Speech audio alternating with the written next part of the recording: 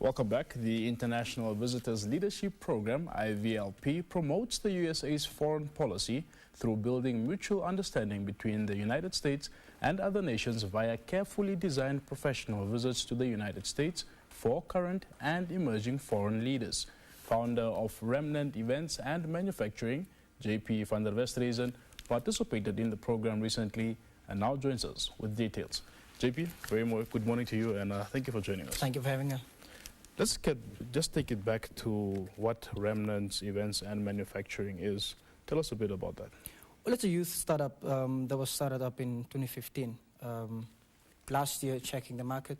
It is focused on events management in terms of leadership and enterprise development amongst young people. That's the events part. The other part is the manufacturing part.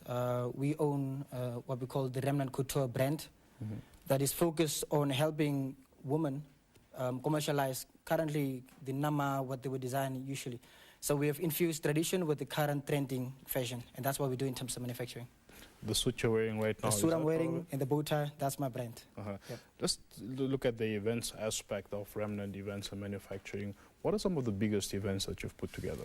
Well, last year we had for Haratap and Clara's regional youth forums under the National Youth Council, the Leadership and Enterprise Development Summit, where we brought together from the 15 constituencies in those two regions, young people, and spoke about transformational leadership and social entrepreneurship and the impact that we wanted to have.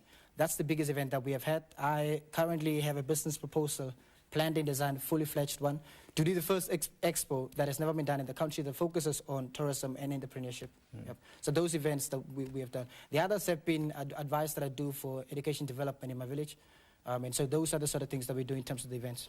You're clearly, obviously, very involved in promoting youth entrepreneurship in your region. Talk to us, how has that been faring? Well, look, this year, with the Office of the Higher Education, we had young people that participated in the Haratap region, participated in the entrepreneurship program that was done by someone that the ministry had contracted from outside. One of the UN programs that are the best programs in terms of entrepreneurship. And what we always encourage young people, especially in my region, is, look, you may have qualifications, but the fact of the matter is, even people that own degrees are unemployed. And so what we're trying to focus young people to be focused on is to start up their own businesses and to be self-sufficient and to be adding to their lives and to the lives of the community. That is the focus of mine in terms of enterprise development. The other one is in terms of learners that are at schools. Currently, the system is more theory than practical. And so what we're trying to do is bring in practical aspects in terms of entrepreneurship subject that is within schools. And that is what I'm helping schools with as well. If you could estimate, how many people have you impacted so far? Currently, in terms of my village, because I work with the grade 10s currently, I'm going to start a program when I get back. I've not been back to my village since I returned. But the program designs have been there. But in terms of the entrepreneurship, there were about 130 young people that participated last year in the summit. We are hoping with private investors coming on board and private companies coming on board, that early next year we are going to have the second summit in terms of entrepreneurship. And so from the 130 to 150 young people that we've impacted already, we want to take that further. All right. Speaking of the International Visitors Leadership Program, we just returned on Sunday from that. It ran from the 26th of August till the 17th. To the 17th rather. 16th, Let's talk to us about this. When did you first hear of it? Well, the IVLP program is regarded the flagship program of the United States in terms of international visitors. I got on the radar of the U.S. Embassy because people are nominated by the U.S. Embassy to attend the program. I got on the radar of the U.S. Embassy 2015 with my business idea. I participated in one of the social entrepreneurship boot camps. I won second prize. And so since then, I've been on the radar of the U.S. Embassy, and they nominated me to participate in the program. And that's how I was part of the IVLP program for this year, under social entrepreneurship. Under social entrepreneurship. Now, the program has been, or was introduced in 1940. Are you aware of how long Namibia has been participating in this program? Look, the highest point I remember of the IVLP program was 1996, when the former Prime Minister, Honorable Naaz Angula, was a fellow of the alumni. Of the program. The other one is Dr. April, which is my mentor in terms of entrepreneurship, currently professor at the University of Namibia, a lecturer. He was on the program as well. Another close friend of mine that won the first prize in social entrepreneurship, Christy, she owns a business called Tati and Friends. She was on the program as well. So these are the people that I know beyond Honorable Nazamkula. Just a couple of them. Yeah. Take us into this program. What did it comprise of, etc., the activities that you partook in? So the IVLP program, in terms of the social entrepreneurship, we were about 23 countries. We had about 5 countries from Africa. Some from Australia, from Asia. We had people from South America. We went there for about 3 weeks, and we visited New Orleans, Boston, Washington, and then we had split cities that we had. One group was in Charlotte, one in Kansas City, one in Denver, and one group was in Greensboro and Raleigh. What the focus was on was meet with federal agencies, meet with accelerators, and meet with hubs that works with social entrepreneurs, and meet with social entrepreneurs themselves in terms of the communities that we visited, and learn from them. What is the social impact that they're having? What sort of programs are they running? And how can we better network with them? And that's generally what the overview of the program was. And that's exactly what we were doing around when we were flying around. And how different were your observations there than the situation here at home? Oh, man. I'll tell you one thing. One of the underlying things, and I think the most important thing, was whenever you would speak, even with the government agencies, would be collaboration.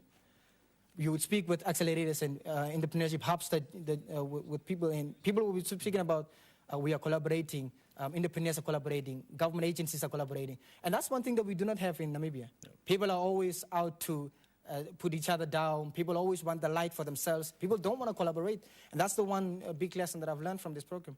Collaboration is important and is key. Now, perhaps for our viewers who are wondering what social entrepreneurship is, can you just touch on that for us? Okay, so that's one of the debates that we have had, one of the debates that has been coming for a long time now. Social entrepreneurship has been around for a long time. It's only come up now in terms of terminology and it being defined. Social entrepreneurship is different from entrepreneurship as it focuses on the social impact rather than profit-driven. Yeah. And so, in a nutshell, any business that is socially driven primarily, that looks at people and planet first, and lastly looks at profit, that is regarded as a social enterprise. While in a traditional enterprise, people would generally be going for profit first before looking at a planet and people. You obviously have access to various platforms, as you've just mentioned. Talk to us about the kinds of opportunities the IVLP can offer Namibians. As I've said before, in terms of networking opportunities that are there, and that's one of the things that I'll be doing soon, going around the country. The organizations that we can tap into, the federal agencies that we can tap into in terms of knowledge, either resources or knowledge, things that we can learn from to customize in terms of our country and use, from legislation down to the simplest thing of taking an organization that is there to bring it into this country and customize it for the need that is here. There's an entrepreneurship culture in this country, but it is not being nurtured. And the United States have done a good job in terms of nurturing it because private sector drives social impact rather than the state driving it. And that is the one thing that I want, that network that I want Namibians to tap into. To connect with U.S. government, federal agencies, and to connect with private sector in the United States. They are open for that to happen anyway.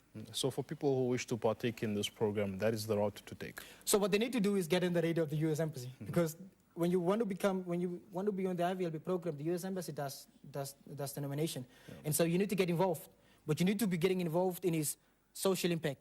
Do things that in terms of builds up communities, builds up society. That is how you get in the radar of the U.S. Embassy. But of course, it must be a passion. It must not be done so you can go on the IVLP program. Yeah. But what is expected from you? Is there any funding expected from you, etc.? So IVLP is covered by the Department of State. There's no funding required when you travel with the IVLP. When you're nominated, you automatically, everything else is covered, including everything else, your stay and flying around in the U.S., that is covered. Yeah. All that you need to do is to ensure that when you get back, that you give back. Now, you've just come back from such a skills-enriching trip. Are you geared to impart what you've learned to your peers? That is what I've lived for. My business is focused on that, and that is what I live for. One of the things that is going to happen is I'm going to have debriefing sessions. I'm hoping private sector is going to get on board because this is as important for them as it is for communities and for NGOs and for entrepreneurs. What I'm going to do is go around the country and see whether I can speak with young people in terms of entrepreneurs, speak with NGOs, and share with them the knowledge that I've gotten from the U.S. and share with them the networks that are there for them to tap into because people are waiting over in the U.S. for them to be tapped into. Yeah. JP, all the best with that. Thank you very much, man. Thank you. That was JP van der Westhuisen, founder of Remnant Events and